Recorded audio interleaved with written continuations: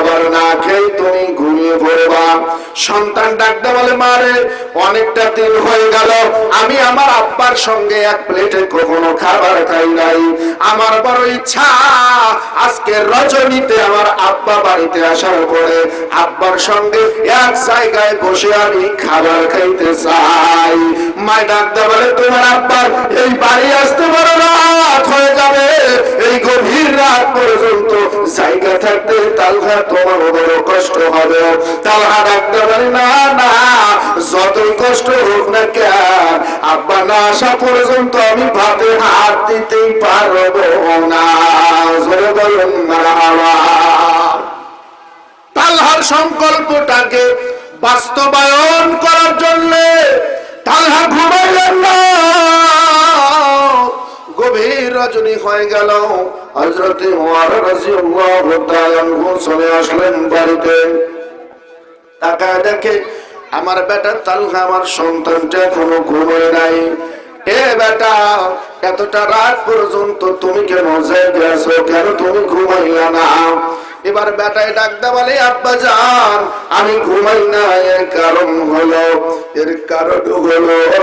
আমি আপনার সঙ্গে রাত্রের খাবারটা খাইতে চাই। ঠিক আছে বাবা, চলো আমরা দুজনে মিলে খাবার খাই। না না, খাবার খাবো না, আগে বলো বাবা এত রাত পর্যন্ত তুমি কোথায় ছিলাম? বাবা, প্রতিদিন বিকেল বেলায় সেই আসরের আগে আপনি বাড়ি থেকে বের হয়ে যান, আর আস্তে আস্তে আপনার গভীর রাত হয়ে যায়। আমি তালহা খেয়াল করছি অনেকটা দিন হয়ে গেল এমনটা চলতেছে। এর কারণ কি? এর কারণটা একবার জানতে চাই। তালহা ডাকতে বলে, এ বেটা আমার, শুনে নাও শুনে নাও, আমি অন্য কোন জায়গায় নয়, বিকেল বেলায় আমি চলে যাই মসজিদে নববীতে আমার জানের নবী, আমার প্রাণের নবী, আমার নূরের নবীর পেছনে জামাতে নামাজ আদায় করার জন্য। কিসের জন্য? নামাজ আদায় করার জন্য। এ বেটা, আমার আসতে দেরি হয়, এর কারণ হলো এই যে রাস্তা দিয়ে আমি যাই, এই রাস্তাটা বড় দুর্গম রাস্তা, দুর্গম পথ। এই পথটা বারবার পাড়ি দিয়ে দিয়ে যাইতে আমার কষ্ট হবে। আসরের নামাজ পড়ে আসবো, আবার গিয়ে মাগরিব পড়ে আবার আসবো, আবার ঈশা পড়ে আবার আসবো। এই দুর্গম রাস্তা অতিক্রম করতে আমি বৃদ্ধর বড় কষ্ট হবে রে বেটা, কারণ আমার বয়স হয়ে গেছে, আগের মতো আর আমি চলতে পারি না। যার কারণে আমি 3টা ওয়াক্তের কাজ একেবারে সাইরা আসি। এ বেটা, দ্বিতীয় আরেকটি গুরুত্বপূর্ণ কারণ আছে।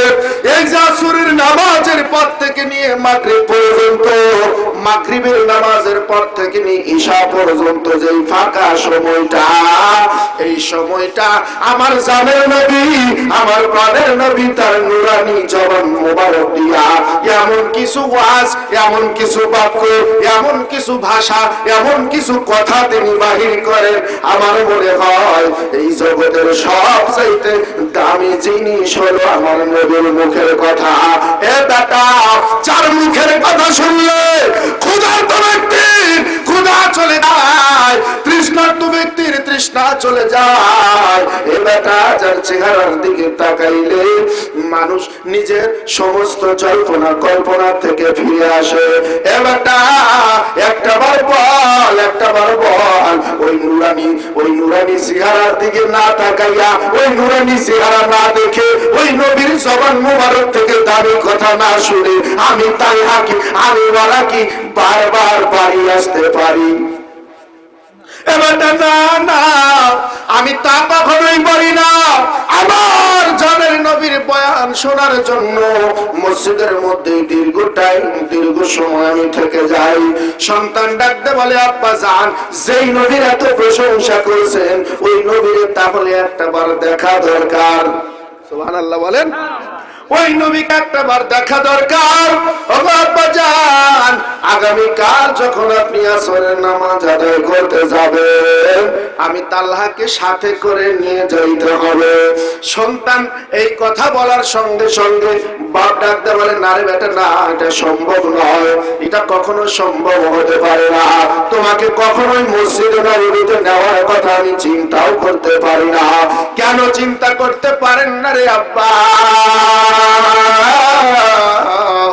এ বেটা, কারণ তুমি ছোট্ট মানুষ, তোমার বয়সটা এখনো পর্যন্ত ওই পর্যায়ে যায় নাই, তোমার জ্ঞানটা এখনো বাড়ি হয় না।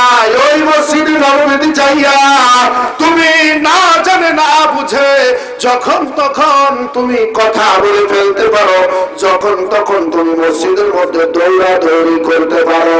বেটারে, তোমার কারণে আমার নবীর সাহাবীদের নামাজে যদি বিঘ্ন ঘটে যায়, অথবা তোমার কারণে আমার জানের নবীর নামাজের যদি কোনো ব্যাঘাত ঘটে যায়, তাহলে কাল কিয়ামতের দিন আমি ওরা কোনো জবাব দিতে পারবো না। আমার নবী যদি বলে, ওরা রে, এরা তোর সন্তানের কারণে আমি মুহাম্মদ রাসূলুল্লাহর নামাজটা নষ্ট হয়ে গেছে, আজ কিয়ামতের দিন তোর জন্য আমার কোনো শাফাআত নাই। এ বেটা, বল বল, আমার যেই নবীর শাফাআত না হলে জান্নাতের দরজার কাছে গিয়ে পৌঁছাতে পারবে না, ওই নবীর শাফাআত যদি তোর কারণে আমি না পাই, তাহলে জাহান্নাম ছাড়া কি আমার উপায় থাকতে পারে? তাহলে তো আমি কিয়ামতের দিন জাহান্নামী হয়ে যাব। বেটারে আমার, না না, তোমার মসজিদে না যাবি না।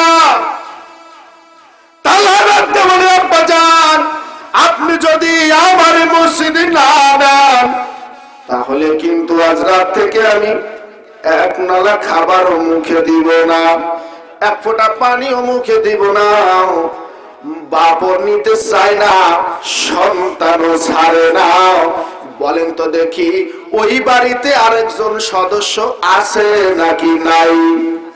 কে সে? কে? হ্যাঁ, ওই যে ওয়ারার বিবি নাকি, তালহার মা। ওই তালহার মা এবার দুই বাপ বেটার এই তর্ক বিতর্ক দেখে স্বামীরে ডাক দেয়া বলতেছে, নিয়ে যাও গা, নিয়ে গেলি তাই কি হবো নে, কি দৈনিক যাবে, আজকে চাইতেছে, যাও গা, নিয়ে যাও গা, ছোট মানুষ বুঝায় টুজায় রাখো। কি আমাদের সন্তানেরা যখন বাজারে যাইতে চায়, মাইগুলি এইভাবে ডাক দিয়ে কয় না, যাইতেছে যাবে চাই, নিয়ে যাও গা, কি প্রতিদিন চায়, আজকে যাবে চাইতেছে, নিয়ে যাও গা, বাজারে নিয়ে যাও গা, একটু নিয়ে রাখো গা, খালি আমার সারা দিন জ্বালায়, কাম করবে দেয় না, নাকি এভাবে বলে না? হ্যাঁ, বন্ধু মুসলমান, ওই যে ওরার বিবি যখন তালহার পক্ষ নিয়া এবার ওরাকে ডাক দেয়, বলে, স্বামী গো আমার, এত করে যখন সন্তানটা আমার বলছে একটু নিয়ে যাও গা, নিয়া গিয়া একটু বোঝা শোনা নিজের কাছে রাখো, যেন কথা না বলে।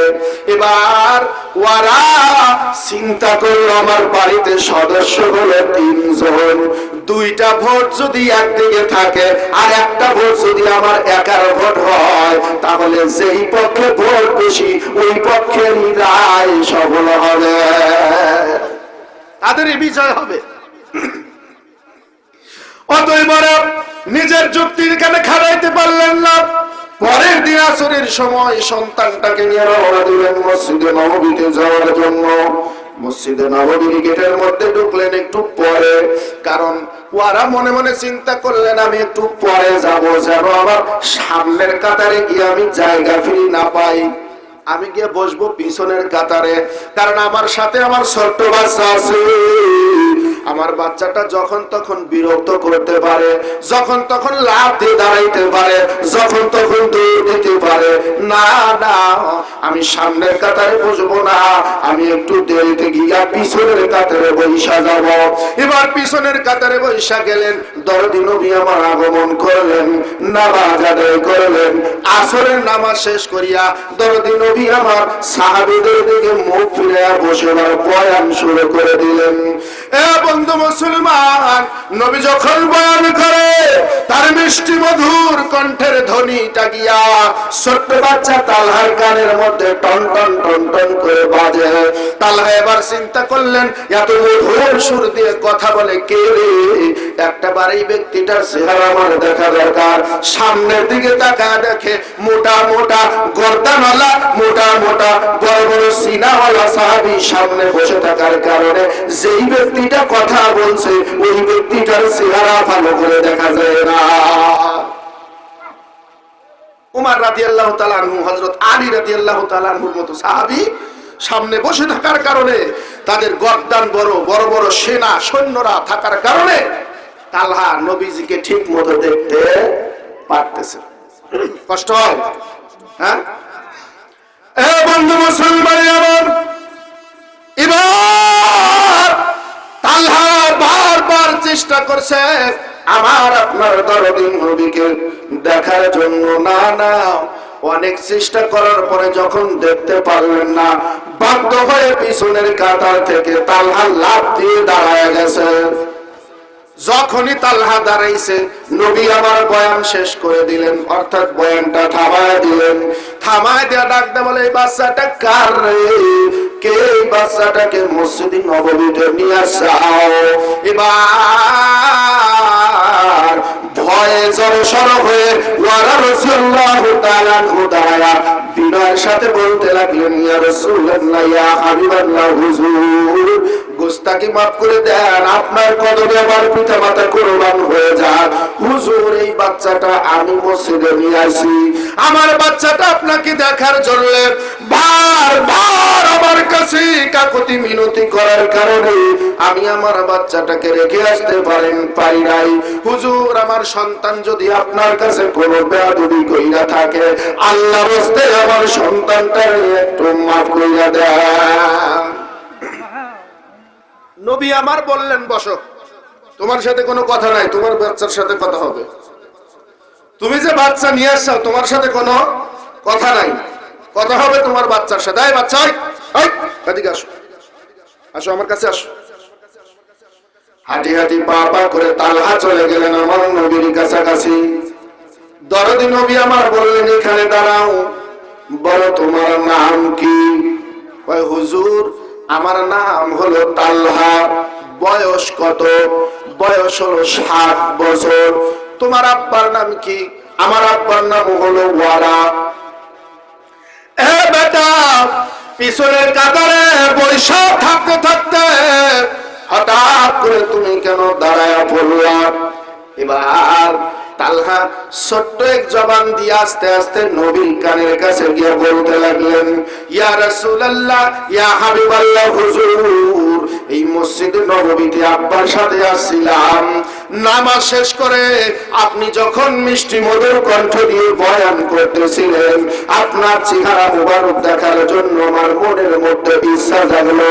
না না, যত ইচ্ছা জাগুক না কেন আমি আপনাকে দেখতে পাই না, কারণ মোটা মোটা উঁচু উঁচু বড় বড় সাহাবীরা সামনে বসে থাকার কারণে আমি ছোট্ট বাচ্চা তালহার আপনার নবীর চেহারাটা দেখতে বড় কষ্ট হয়। হুজুর আপনার চেহারা দেখার জন্য আমি লাফ দিয়ে পিছনের কাতার থেকে দাঁড়ায় গেছি।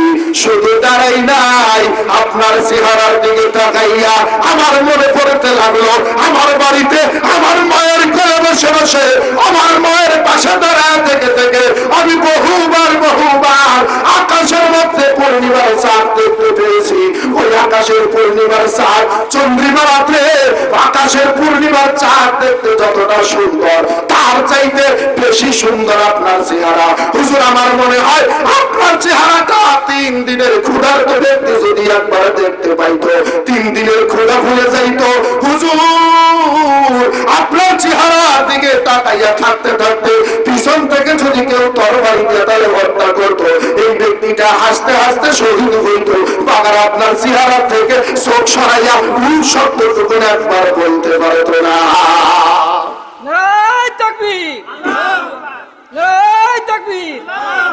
ওগো আমার মুহাম্মদ নবী আকলাম না তার প্রেম ছবি গো, ওরে বনের পশু নবী ছিল আমরা চিনলাম না। একজন রাসূল আসিল গো সোনার মদিনা, একজন হাবিব আসিল গো। বন্ধু মুসলমান, আমার ভাইজান, সময় আমার অল্প, কখন যেন আমার পরবর্তী বক্তা আমার মনিরুল ভাই চলে আসে। আজরাইলের ভয়ে তো আমি এমনি কাবু। ওয়াজে আমি কিভাবে করতেছি, কত কষ্ট করে, সেটা আমি বুঝতেছি। আসেন বন্ধুরা, আমার কষ্ট হচ্ছে। আর একটু সময় যদি বলি, এ ভাই, এবার আমার আপনার দরদি নবী ডাকতে বললেন, তালহা রে, কি বলতে চাও তুমি, ভালো করে আমার কাছে খুলে বলো। তালহা ডাকতে বলে, ইয়া রাসূলুল্লাহ, ইয়া হাবিবাল্লাহ, সব চাইতে গুরুত্বপূর্ণ কথা হলো আপনার এই নুরানি চেহারা মুবারক দেখতে, দেখার সঙ্গে সঙ্গে নবী গো, আমি আপনার প্রেমে পইড়া গেছি। কার প্রেমে পড়ছে? হ্যাঁ, নবীজির প্রেমে পড়ছে। আমরা কি নবীর প্রেমে পড়ি? আমরা মাঝে মধ্যে প্রেমে পড়ি বুবলির, নাকি বলে? হ্যাঁ, এজন্যই তো আমাদের যুবকেরা বলে, নিথুয়া পাথারে নেমেছি বন্ধুরে। তো কোন জায়গা নাম বের করছে কেন রে? থাপড়ে দাঁত খুলে দেবো, বাড়ির তাতে বাল খেয়ে না। তোমার নিথুয়া পাথারে যাওয়া লাগবো নাকি? বন্ধুরে আমার, এবার আসেন। তালহা ডাকতে বলে, ইয়া রাসূলুল্লাহ, ইয়া হাবিবাল্লাহ, আমি আপনারে ভালোবাসে ফেলেছি। কতটা ভালোবাসাও? এবার তালহা ডাকতে বলে, হুজুর, যতটা ভালো আমি আমার মারে বাসি, যতটা ভালো আমি আমার আব্বারে বাসি, তার চাইতে বেশি ভালো নবী আপনারে বাসে ফেলেছি। নবী আমার ডাকতে বলে, না না, আমি বিশ্বাস করি না, প্রমাণ দেওয়া লাগবে। কি দেওয়া লাগবে? প্রমাণ। আমি বিশ্বাস করি না, আগে প্রমাণ দেওয়া লাগবে। তুমি সত্যি বলছো না মিথ্যা বলছো? কয় হুজুর, আমি প্রস্তুত, বলেন আমার কি প্রমাণ দিলে আপনি আমার বিশ্বাস করবেন? দরদি নবী আমার বলে, এবারটা বল বল, তোর কোমরের মধ্যে এটা কি ঢোকানো? টানতে বের করে বলে, ইয়া রাসূলুল্লাহ, ইয়া হাবিবাল্লাহ, হুজুর, আমার মা আমাকে এই ছোট্ট ধারালো অস্ত্রটা দিয়েছে সাথে রাখার জন্য। কেননা খেলতে খেলতে হঠাৎ করে পাহাড়ের কিনারায় খেলতে খেলতে যদি পাহাড়ের জঙ্গল থেকে কোনো হিংস্র জানোয়ার যদি আসে, আমি যেন ওই হিংস্র জানোয়ারকে প্রতিহত করতে পারি, যার জন্য আর সুরক্ষার জন্য আমার মা আমাকে অস্ত্রটা দিয়েছে। হুজুর ডাকতে বললেন, বেটারে, তুমি বলছো তোমার মায়ের চাইতে, তোমার আব্বার চাইতে তুমি আমারে বেশি ভালোবাসো। একটা বার বলো দেখি, আমি নবীর ভালোবাসায় যদি তোমার কাছে আমার কোন জিনিস পছন্দ হয়, তাহলে বলো বলো, তোমার পছন্দের ওই জিনিসটা তুমি আমারে দিবে কিনা? আল্লাহ মনে মনে চিন্তা করেছে, বুঝছি, আমার এই অস্ত্রটা মনে হয় রাসূলের খুব পছন্দ হয়েছে। তালহা মুস্কি হাসিতে বলে, ইয়া রাসূলুল্লাহ, ইয়া হাবিবাল্লাহ, একটাবার অর্ডার করেন, আপনি আমার কাছে কি চান, কি এমন জিনিস আপনি আমার পছন্দ করেছেন? আপনি চাইতে দেরি, আপনার হাতে আইনা দিতে দেরি না। ডাকতে বলে, ওগো তালহা রে, অন্য কিছু নয়, আমি নবীর তোমার আব্বা ওয়ার মাথাটা আমার বড় পছন্দ হয়ে গেছে। যাও যাও, তোমার হাতের তরবারি দিয়া তোমার আব্বার ঘাড়ের মধ্যে কোপ দিয়া তোমার আব্বার মাথাটা কাইটা আমি নবীর হাতে না ধরা যাও। যাও, তোমার আব্বার মাথাটা কেটে নিয়ে আসো। তালহা ডাকতে বলে, ইয়া রাসূলুল্লাহ, ইয়া হাবিবাল্লাহ, আপনি যখন আমার আব্বার মাথাটা চেয়েছেন, আমি আর এক সেকেন্ড দেরি করব না। তালহা দ্রুত গতিতে দৌড় মারছে। হযরত জিবরিল আমিন এসে আমার আপনার দরদি নবীকে ডাকতে বলে, ইয়া রাসূলুল্লাহ, ইয়া হাবিবাল্লাহ, তাড়াতাড়ি করে তালহারে আপনি থামায়া দেন। কেননা তালহা যদি একটা বার তার বাবার কাছাকাছি যাইতে পারে, সত্যিই কিন্তু মাথা কাইটা আপনার হাতে ধরা দেবে। ইয়া রাসূলুল্লাহ, ইয়া হাবিবাল্লাহ, আল্লাহ পাক তো আপনাকে দুনিয়ায় এজন্য পাঠাই নাই সন্তানের হাত দিয়ে বাবার কল্লা কাটবে, বাবার কাছ থেকে সন্তানকে ছিন্ন করবে। হুজুর আপনাকে তো এই জন্য পাঠানো হয় নাই, আপনাকে পাঠানো হয়েছে পিতা মাতা আর সন্তানের সম্পর্কটা আরো শ্রুতি মধুর করার জন্য। আপনি তো কারো জন্য অভিশাপ নন, আপনি তো দুনিয়ার মানুষের জন্য হলেন রহমত। আল্লাহ পাক বলেন ওয়ামা আরসালনাকা ইল্লা রাহমাতাল লিল আলামিন।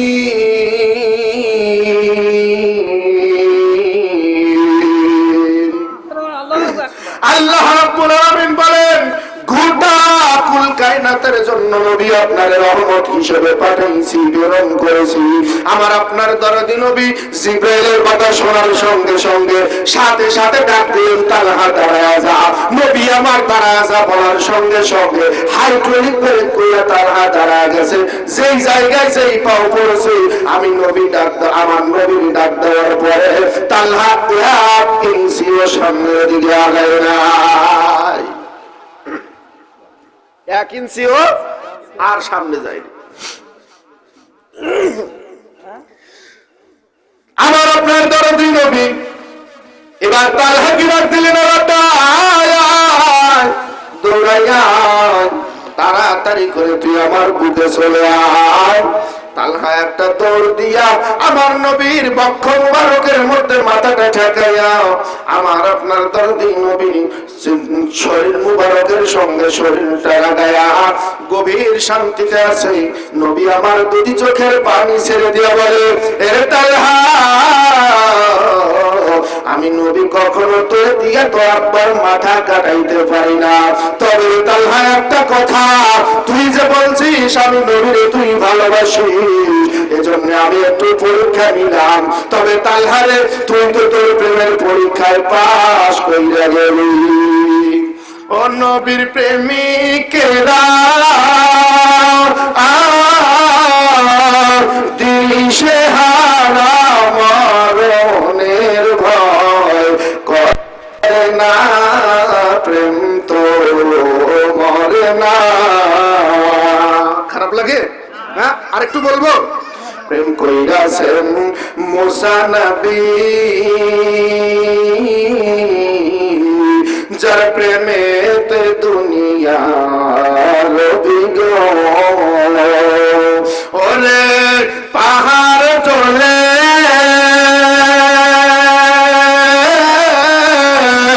সুরমা হইল তবু মুসা জ্বলে না, প্রেম তো মরে না। প্রেম কইরাছেন ভাস্করণী নবী দান দান শহীদ শুনি গো, ওরে 32 দান ভাঙলে পাগলায় একটা তো রাখলো না, প্রেম তো মরে না।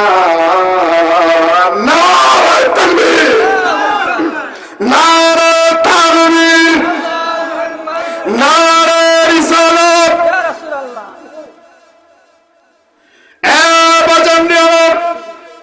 গভীর মনোযোগ, আমার আপনার দরদি নবী প্রেমের পরীক্ষায় তালহা যখন পাশ কইরা গেল, এবার আমার আপনার দরদি নবীর দিকে তাকায় তালহা বলতেছি রাসূলুল্লাহ ইয়া হাবিবাল্লাহ হুজুর আমি ছোট্ট মানুষ তালহা আমারে কলেমা পড়াইয়া একটাবার বায়াত করে দেন।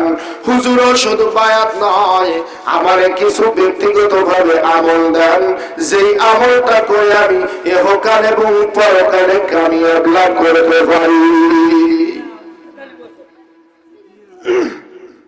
আমি যেন ইহকাল এবং পরকালে কামিয়াব লাভ করতে পারি। হুজুর আমারে কিছু আমল দেন।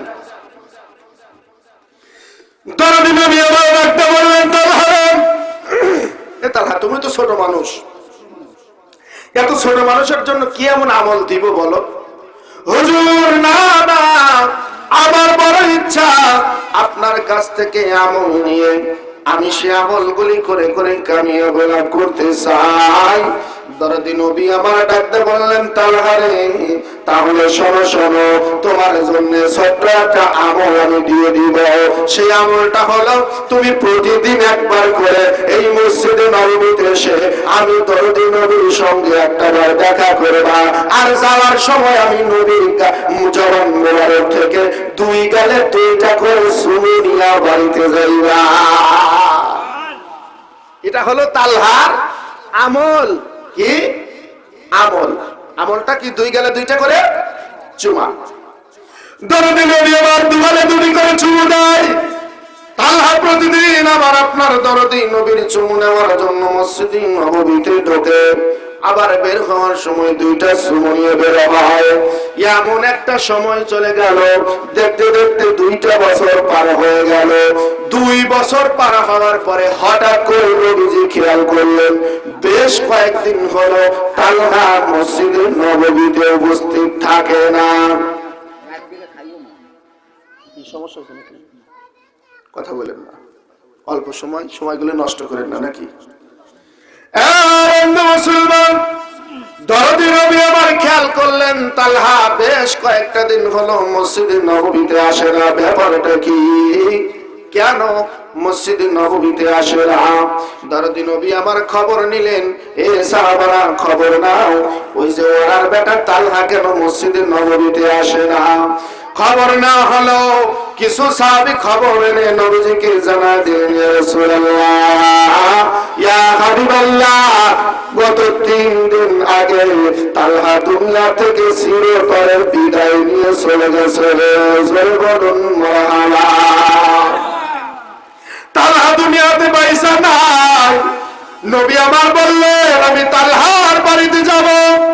দৌড়াইয়া সাহাবীদেরকে নিয়া ওনার বাড়ির গেটের সামনে গিয়া নবী আমার সালাম জানায়, আসসালামু আলাইকুম ইয়া আহলাল বাইত। ঘরের ভিতর থেকে সালামের জবাব দিলেন, ওয়া আলাইকুম আসসালাম। ওরা বের হয়ে আসলেন। বাহিরে বের হয়ে আসার পর ডাকতে বলেন, ইয়া রাসূলুল্লাহ, ইয়া হাবিবাল্লাহ, হুজুর, একটা বার জানতে চাই আমার বাড়িতে কেন আপনার পায়ের ধুলা পড়লো? নবী আমার ডাকতে বলে, ওরা তালহা মারা গেল, আমার কাছে কেন খবর দিলে না? খবর দিলে না। এবার ওরা ডাকতে বলে, ইয়া রাসূলুল্লাহ, তালহা আমার সেই রাত্রে মারা যাবে, কয়েকদিন ধরে অসুস্থতার কারণে হয়ে গেছে। আমারে ডাকতে বলে, আব্বা জান, আমি যদি দিনের বেলায় মারা যাই, আমার জানের নবীর খবর দিও, আমার জানের নবী যেন এসে আমার জানাজা আদায় করে। আর যদি আমি রাত্রি বেলায় মারা যাই, খবরদার খবরদার আমার নবীর খবর দিও না, কেননা আমার নবী খবর পাইয়া আমার প্রেমে আমার নবী যেমনি পাগল আমার বড় আদর করে। আমার মৃত্যুর কথা শুনে নবী আমার গভীর রজনীতে আমার জানাজা পড়ার জন্য আমার বাড়ির দিকে আগায় আসবে।